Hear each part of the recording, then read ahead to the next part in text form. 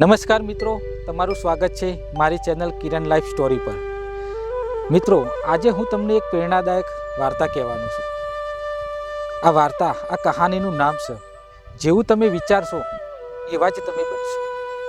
એટલે મિત્રો, એક જૂની વાત છે। એક પહાડોથી ઘેરાયેલું અને લીલુંછમ સૂર્યપુર નામનું ગામ હોય છે એ વિસ્તારની વચ્ચે। અને ગામની અંદર એક કુકાજી કરીને એક યુવાન વ્યક્તિ હોય છે। એ વ્યક્તિ બહુ મહેનતી, બુદ્ધિશાળી અને પ્રમાણિક વ્યક્તિ હોય છે। ખૂબ મજૂરી કરતો હોય છે અને એ બહુ મજૂરી કરતો હોય છે અને એના લોકો એના વખાણ પણ કરતા હોય છે। પણ એનામાં એક ખોટી ટેવ હોય છે। એ હંમેશા નેગેટિવ બહુ વિચારતો હોય છે, નકારાત્મક બહુ વિચારતો હોય છે।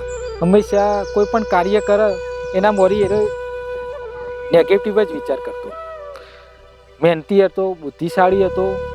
કોઈ જો એના વખાણ કરે ને તો એ વ્યક્તિ કુકાજી શું કહે, આ તો ખાલી દેખાવ કરવા માટે જ મારા વખાણ કરે છે। પછી જ્યારે પણ કોઈ એના જોડે વાત ના કરે તો એમ કે આ લોકો મને ધિક્કારે છે। એટલે મારી જોડે એના જોડે કોઈ વાત ના કરે તો એમ કહે છે કે લોકો મને ધિક્કારે છે।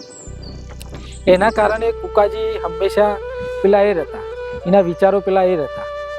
મહેનતી તો હતા જ કુકાજી, બુદ્ધિશાળી પણ હતા, ખૂબ મજૂરી પણ કરતા હતા અને પેલું એ પણ કરતા। પણ એનામાં એક ખોટી ટેવ એ હતી, હંમેશા નેગેટિવ વિચારવાનું ખોટી ટેવ બહુ હતી।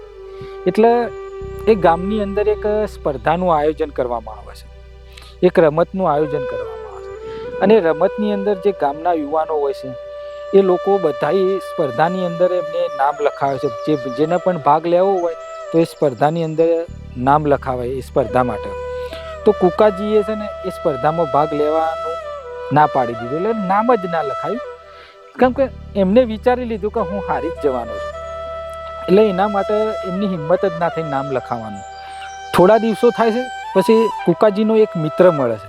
એટલે મિત્ર એમને કુકાજીને પૂછે છે કે શું તું સ્પર્ધામાં ભાગ લખાવવા માટે નામ લખાયું?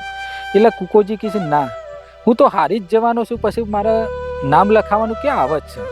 તો એનો મિત્ર કહે છે કે તે પહેલેથી જ વિચારી લીધું કે તું હારી ગયો છે? આટલું કીધું એટલે કુકાજી ચૂપ થઈ ગયા।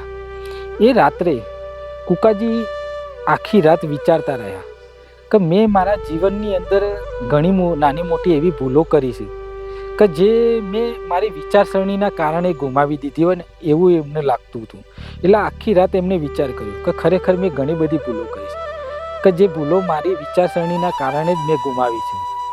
બીજા દિવસે કુકાજી વહેલા ઉઠ્યા અને વહેલા ઉઠીને નજીકમાં એક મંદિર હોય છે અને મંદિરે એક આચાર્ય દેવ હોય છે। એ આચાર્ય દેવની જોડે ગયા અને કુકાજીએ તેમની જોડે જઈને કહ્યું કે મહારાજ, હું હંમેશા નકારાત્મક બહુ વિચારું છું, નિષ્ફળતાની વિચારો મારા મનમાં બહુ આવે છે, એટલે મારે શું કરવું જોઈએ? એટલે કુકાજીની વાત સાંભળીને આચાર્ય દેવ છે ને એને મંદિરની પાછળના ભાગે લઈ ગયા। પાછળ જ્યારે લઈ ગયા ને એટલે તેમને બે છોડ બતાવ્યા કે આ બે છોડ જુઓ, એમાંથી કયો છોડ મજબૂત છે? તો બે છોડમાંથી કુકાજીએ કહ્યું કે આ છોડ મજબૂત છે। તો શાના કારણે? કારણ કે તેને એ છોડને છે ને ટાઈમે એને પાણી મળ્યું, એને પોષણ મળ્યું, તડકો મળ્યો, એના કારણે એ મજબૂત બન્યો। અને બીજો છોડ હશે હતો ને એને એ બધું ટાઈમે મળ્યું નહીં, બરાબર? એટલે કુકાજીને કીધે મહારાજ, એ આચાર્ય કીધે, એટલે કુકાજી એમ કહે છે કે મહારાજ, શું હું મારા વિચારો બદલું તો મારું જીવન બદલાઈ જશે? પછી જે આચાર્ય દેવ મહારાજ હોય છે એને પાછા બાજુમાં જે મંદિરના બાજુમાં એક તળાવ આવે છે, એ તળાવ જોડે લઈ જાય છે અને તળાવ જોડે લઈને અને કુકાજીને કહીશું એ મહારાજ, એ આચાર્ય એમ કહે છે કે આ તળાવની સામે જુઓ। તો તળાવની સામે જુઓ છો, તમને શું દેખાય છે? એટલે કુકાજી કહે છે કે મારો ચહેરો એમાં દેખાય છે। ચહેરો દેખાતો હોય છે, એટલે ચહેરો દેખાતો હોય છે પછી મહારાજ જે હોય છે આચાર્ય, એ તળાવની અંદર એક પથ્થરો નાખે છે, એક કાંકરી નાખે છે, એટલે કાંકરીથી જે પાણીની લહેરો ને એ પેલી એ થઈ જાય છે। અને પછી જ્યારે કુકાજીને પૂછ્યું છે કે હવે શું દેખાય છે, કે હવે મારો ચહેરો દેખાતો નથી। મહારાજ એમ કહે છે એ આચાર્ય કે તમારું મન પણ આવું જ છે।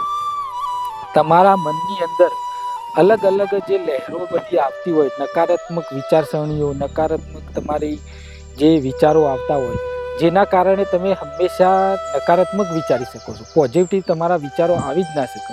એટલે હંમેશા જીવનની અંદર પોઝિટિવ વિચારવાનું રાખો.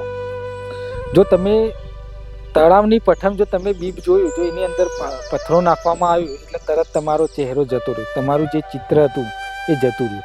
એટલે મગજની અંદર તમારી મનની અંદર જ હંમેશા પોઝિટિવ વિચારો રાખો, સકારાત્મક વિચારો રાખો, તો જ તમે સારું વિચારી શકશો.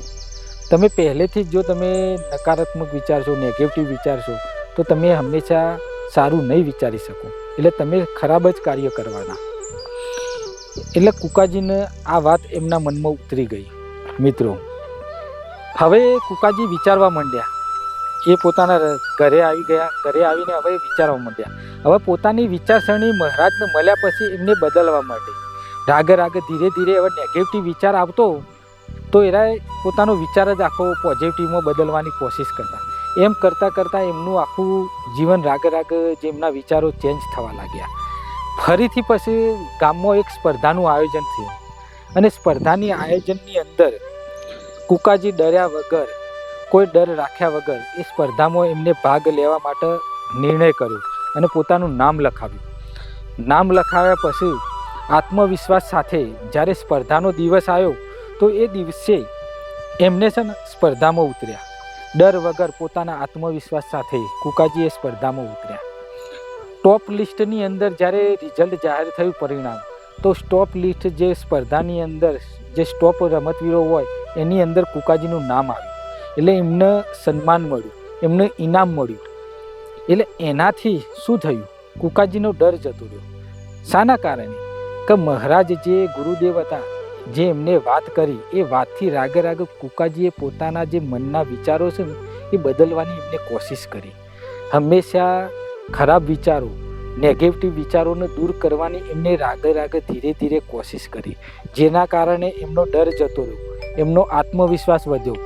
એના લીધે એ રમતમાં આજે ટોપ લિસ્ટમાં આવ્યા. ભલે એમને કોઈ મોટો એવોર્ડ નહીં જીત્યો, પણ ડર અને આત્મવિશ્વાસ ઉપર એમને વિજય મળ્યો, પોતાના વિચારો ઉપર એમને વિજય મળ્યો. એટલે જીવનની અંદર કુકાજી રહ્યા ને એ ક્યારેક ડરના કારણે પેલા એ હતા અને હવે એ ગામના એક આદરણીય વ્યક્તિ બની ગયા હતા કુકાજી. અને લોકો તેમને માન અને સન્માન આપતા અને લોકો એને કુકાજીને પૂછતા કે તમે જે સફળ થયા એનું રહસ્ય શું, એનું કારણ શું તમારું સફળ થવાનું? તો કુકાજી હસતા હસતા કહેતા કે મેં મારા વિચારો બદલ્યા એટલે મારું જીવન બદલાઈ ગયું. એટલે હંમેશા તમારા વિચારો બદલો તો તમારું જીવન બદલાઈ જશે. તો મિત્રો, તમને અમારી આ કહાની, અમારી આ વાર્તા તમને કેવી લાગી કોમેન્ટ બોક્સનો અમને કહેજો. અને હા, અમારી ચેનલ પર તમે નવા હોય તો અમારી ચેનલને સબસ્ક્રાઈબ કરવાનું ભૂલતા નહીં અને લાઈક કરવાનું પણ ભૂલતા નહીં અને તમારા મિત્રો સાથે શેર કરવાનું પણ ભૂલતા નહીં. ફરીથી મળીશું એક નવી જગ્યાએ અને એક નવા સ્થળે અને એક નવી વાર્તા અથવા એક નવી સ્ટોરી સાથે. ત્યાં સુધી જય માતાજી, જય હિન્દ. તમે જુઓ કુદરતી નજારો.